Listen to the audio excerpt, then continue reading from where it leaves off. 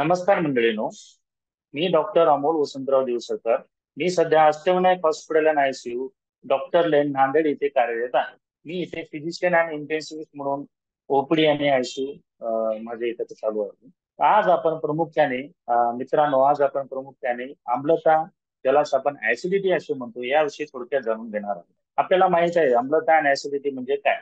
यामध्ये आम्ल हा पदार्थ शरीरामध्ये अतिसिक्रेशन झाल्यामुळं किंवा त्याचं ऍसिडिटीचं प्रमाण वाढल्यामुळे जे काही लक्षणं आपल्या शरीरात येतात त्याला आपण ऍसिडिटी असे म्हणतो. ऍसिडिटी म्हणजे आपल्याला माहित आहे, ऍसिडिटी म्हणजे छातीच्या मध्यभागी जो पार्ट असतो त्यामध्ये जळजळ करणे किंवा आग होण्यासारखे वाढणे, जे की आपल्याला हृदयाशी संबंधित सारखे लक्षणे येऊ शकतात. म्हणून आपण ऍसिडिटीकडे योग्यरित्या आपण लक्ष दिलं पाहिजे. आणि यामध्ये प्रमुख कारणे काय आहेत याविषयी आज आपण जाणून घेणार आहोत.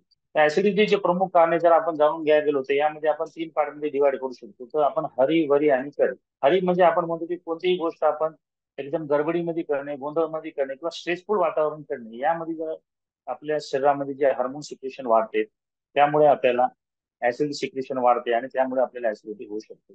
दुसरं आपण करी, ज्यामध्ये आपण म्हणू शकतो की बा आपल्या शरीरामध्ये आपण जेवणामध्ये जर आपण मसालेदार पदार्थाचा वापर अति प्रमाणात केल्यास, तेलकट पदार्थ आपण वापरणे, मांसाहार सिक्रेशन जास्त करणे, मद्यपानाचं प्रमाण जास्त असणे, स्मोकिंग एक रिस्क फॅक्टर, हे जे आपण जेवणातल्या पद्धती आहेत त्यामुळे सुद्धा आपल्याला ऍसिडिटीचं प्रमाण शरीरामध्ये वाढू शकते. तसेच जेवणानंतर लगेच झोप घेणे, झोपेचे प्रमाण कमी असणे, रात्रीच्या वेळेला जागरण करणे, अति क्रोध करणे, हे यामध्ये महत्वाचे घटक आहेत.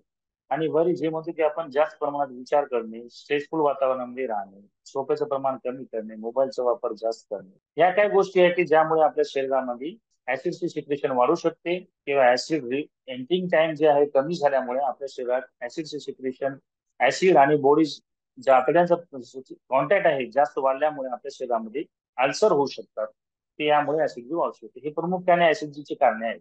तर आपल्याला याविषयी आज आपण प्रामुख्याने ऍसिडिटी मधील तणावाचं काय कारण असू शकते, तणावामुळे ऍसिडिटीवर कसा परिणाम होऊ शकतो किंवा शरीरावर कसा परिणाम होऊ शकतो, आणि आपण या तणावावरती कशा प्रकारे आपण नियंत्रण करू शकतो याविषयी नेमके जाणून घेणार आहोत. तर मला वाटते तणाव हा शरीरातील अनेक समस्यांसाठी एक प्रमुख महत्वाचा घटक आहे. विशेषतः ऍसिडिटी, आम्लता वाढण्यासाठी व त्याचा पाचक आरोग्यावर काय लक्षणीय परिणाम होऊ शकतो हे आपण थोडक्यात जाणून घेणार आहोत.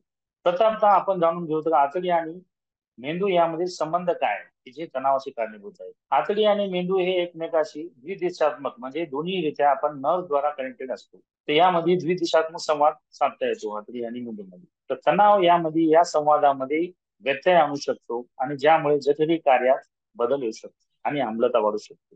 तणाव केली शारीरिक बदल आपल्या शरीरात काय होतं. तणावाच्या काळात आपल्या शरीरामध्ये स्ट्रेस हार्मोन्स, जे की आपण कॉर्टिसॉल म्हणतो की ऍड्रेनालिन म्हणतो, हे सिक्रिट होतात.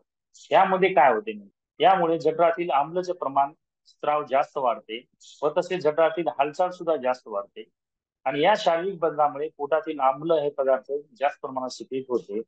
आणि मी जसं म्हणलं तसं जठराची हालचाल वाढल्यामुळे त्याचा पचनक्रियेवरती मोठा परिणाम होऊ शकतो. तसंच पचनक्रियावरती आपला तणावाचा काय परिणाम होतो. तर तणावामुळे जठर रिकामे होणे, तसं आतड्या संबंधी संक्रमण वेळ, ज्याला गॅस्ट्रिक एम्प्टिंग टाइम म्हणतो, हा वाढतो आणि आतड्या संबंधीची गतिशीलता ही स्लो होते, त्याला आपण गॅस्ट्रोपॅरेसिस असे म्हणतो. तर जठर रिकामे होण्यास उशीर झाल्यावर काय होऊ शकतो, तर आपल्याला माहिती आहे की ऍसिड आणि जठराचा संपर्क वाढल्यामुळे तिथे गॅस्ट्रिक अल्सर सुद्धा होऊ शकतो आणि यामुळे आम्ल रिफ्लक्स किंवा छाती जळजळ होण्यास धोका वाढू शकतो. अशा प्रकारे या तणावावर आपण कशा प्रकारे व्यवस्थापन करू शकतो. मला वाटते तणावावर व्यवस्थापन करण्यासाठी आपण सर्व जाणून किंवा मेडिटेशन हा याच्यात एक महत्वाचा विलाज आहे की ज्यामध्ये आपण अनुलोम विलोम आहे, कपालभाती आहे, डीप म्हणजे खोल श्वासोश्वासाचे व्यायाम ज्याला आपण म्हणतो, किंवा योगा करणे, माइंडफुलनेस एक्सरसाइजेस करणे व तसेच आपल्या आहारामध्ये थोडक्यामध्ये बदल करणे आणि नेहमी शरीराची हालचाल ठेवणे, त्याला आपण म्हणतो की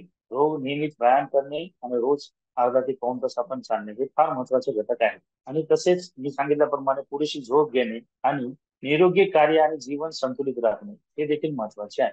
तर आहार विषयी जर याविषयी सर्वात महत्वाचे मी म्हणलं की तणाव हा एक महत्वाचा घटक असून आहार एक देखील फार महत्वाचा घटक ऍसिडिटीमध्ये आहे किंवा आम्लतेमध्ये. तर आहारामध्ये आपण, मला वाटतं यामध्ये प्रामुख्याने हाय फायबर डाएट आपण घेतले पाहिजे. त्यालाच आपण म्हणतो की फायबर डाएट, यामध्ये फळं आहेत, भाज्या आहेत, लीन प्रथिनेयुक्त संतुलित आहार आहे आपण घेतल्या पाहिजे. जसे की कडधान्य आहे, फळभाज्या आहेत, फ्रुट्स आहेत, हे अतिशय प्रमाणात आपण जास्त प्रमाणात सेवन ठेवलं पाहिजे आणि त्यामध्ये मसालेदार पदार्थ किंवा मद्यपान आहे, स्मोकिंग आहे, टोबॅको चिविंग आहे, याचं प्रमाण आपण कंट्रोलमध्ये ठेवले पाहिजे. व तसेच यामध्ये आपण व्यावसायिक मदत देखील घेऊ शकतो, जसं की डॉक्टरांचा सल्ला.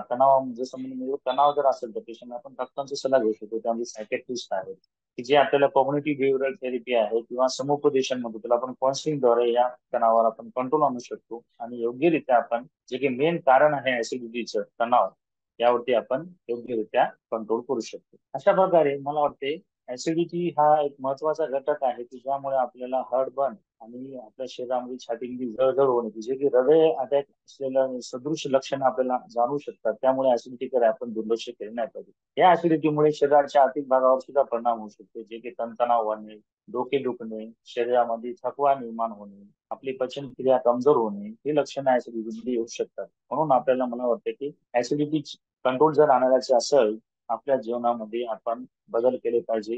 जे की आपण आहार संतुलित घेतला पाहिजे. त्यामध्ये योग्य आहारामध्ये प्रोटीन्स, फायबर्सचे प्रमाण योग्यरित्या असले पाहिजे.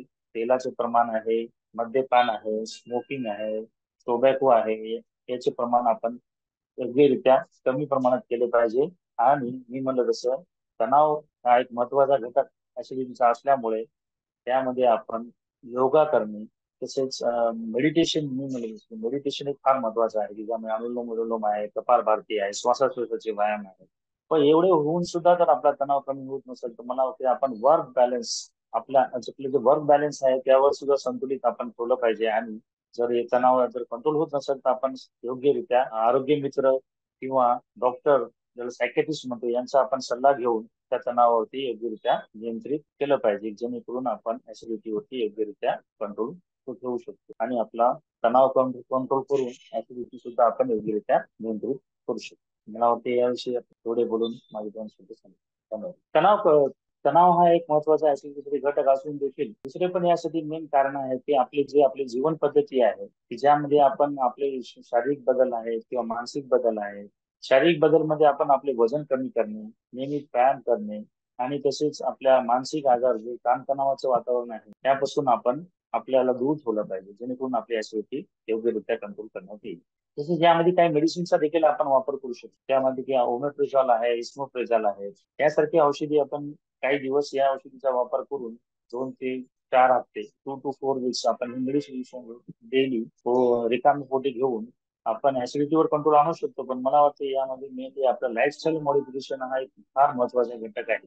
मी म्हणलं तसं लाईफस्टाईल मॉडिफिकेशन, आपलं डाएट फार महत्वाचं आहे. त्याच्यानंतर आपलं ताणतणाव, लाईफस्टाईल ही फार महत्वाची आहे. डाएट मध्ये आपण हाय फायबर डाएट, योग्यरित्या संतुलित आहार, कमी प्रमाणात आहारादरम्यान पाण्याचे प्रमाण कमी ठेवून सकाळच्या वेळेला उपाशी पोटी असताना पाण्याचे प्रमाण जास्त पिणे, तसेच स्मॉल फ्रिक्वेंट डाएट घ्यायला पाहिजे. एकाच वेळेला अति जेवण करण्यापेक्षा स्मॉल फ्रिक्वेंट डाएट व तसेच योग्य निद्रा, म्हणजे पुरेशी झोप, मोबाईल, टेलिफोन, टीव्ही यांचा वापर आपण कमी प्रमाणात केला पाहिजे.